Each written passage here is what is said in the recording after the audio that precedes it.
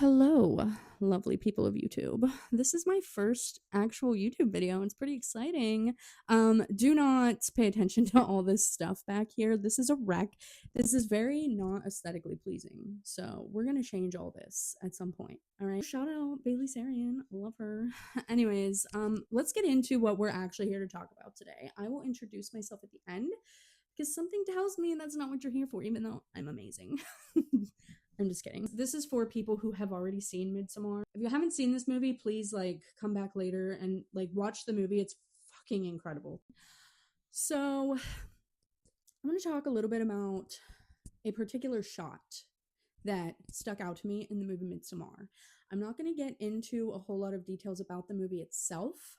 If anybody wants to see another separate video of me breaking that down, I would love to, because first of all, I love Ari Aster. I'm obsessed with him, his work, everything about him. He's just he's so amazing. I've been wanting to do this for months. I've been wanting to talk about this because this is it blew my mind when I saw it.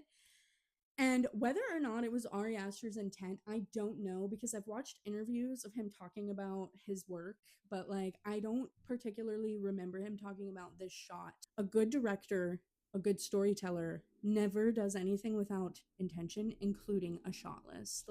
There's a reason for pretty much everything when you're telling a story. So in this shot, we see Danny taking up a bigger portion of the screen and Christian taking up a smaller portion of the screen framed by the mirror.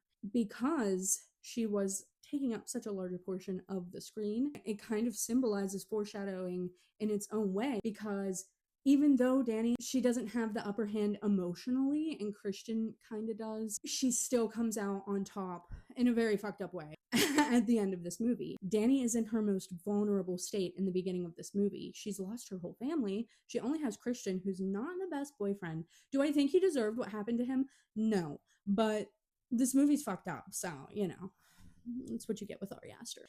That shot was so important to really wrap everything together and come full circle. Now, what is amazing about the use of this mirror is at the end, they're mirroring each other because they're staring at one another from Danny's POV, and she sees Christian right down the line. Okay, so now what's interesting about this is, again, we see Danny taking up a big portion of the screen, and Christian is in this small portion of the shot.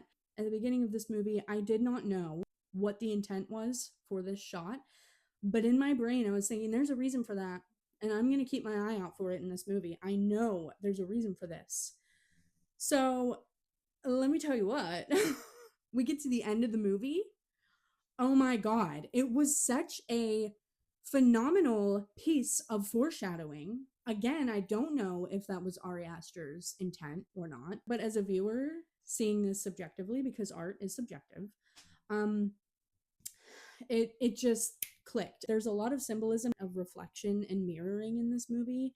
Mirroring, does that make sense? Anyways, you know what I'm saying. Even with the shot of them going and driving to the Midsommar festival, the camera tilts up. You like how I use my hands? And then you see it upside down. We're seeing the shot upside down now. So that even is fucking insane, because it literally is telling you their worlds are about to get flipped upside down. Shit's about to go fucking insane. But anyways, I just thought that was very interesting, and it blew my mind the first time I saw it. So yeah, that's kind of my take on that. And again, I didn't want to get too into that, because there's just so much to unpack with that movie. There's so much to unpack with any Ari Aster movie.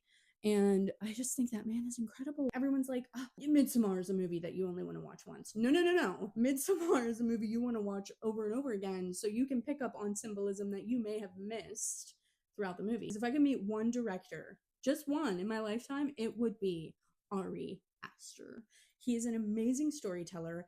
I love the visuals. He is so cryptic. There are so many metaphorical things within his symbolism. It's insane. He is just a mastermind, and I want to learn everything I can from him, especially when it comes to filmmaking. Now, obviously, we can't be the next so-and-so, but I'm gonna be the first Abby. Okay. I'm gonna introduce myself. Hopefully, you're still here. Um, my name is Abby, and I want to start a YouTube channel. I've wanted to start a YouTube channel for, God, a long time, years. And I just never really had a niche, you know? Like, I have a lot of stuff to say, and people tell me I have a great personality. That's what they say, not me. But, yeah, I don't know. I get obsessed. Like, I'm obsessed with movies. I love talking about them. Not to toot my own horn, but most of, if not all, the movies I have recommended to my family and my friends, they're like, wow, okay, what else do you got? Because that was really good. I would love to talk about my top favorite movies. I want to go through director notes. I want to just talk about different directors. Also, I'm so sorry if I was annoying with this microphone. I don't really know what to do with it, but it matches my shirt. Oh my God, it's so cute. I do have a separate YouTube channel. It's called Static Reel. That's STATICREEL. And I'm going to be posting a lot of my short films there. Right now, I've been focusing on like a little bit of found footage type stuff. That's a whole new realm for me. So I don't know if I'm the best at it. I mostly just do this for fun. I do have a full time job. Eventually, I would love to freaking quit and be a filmmaker full time. But there's a lot that goes into that. Like, I want to do it all, but you can't always do it all, but I want to do it all. Okay. Anyways, I'd appreciate if you go follow that channel. You're going to see some short films. I'm working on a short film right now called Cat and Mouse for a competition that I'm doing. I'll drop more details about that later. And just subscribe to this channel. It's going to be a lot of fun. And honestly, recommend movies to me. I will tell you, I plan on focusing mostly on like psychological thrillers, horror movies, things like that. I'm one to really appreciate storytelling, with like storytelling that really makes you think, that has a lot of deeper meaning, um, especially psychologically. I love a good psychological story and something that blows my mind.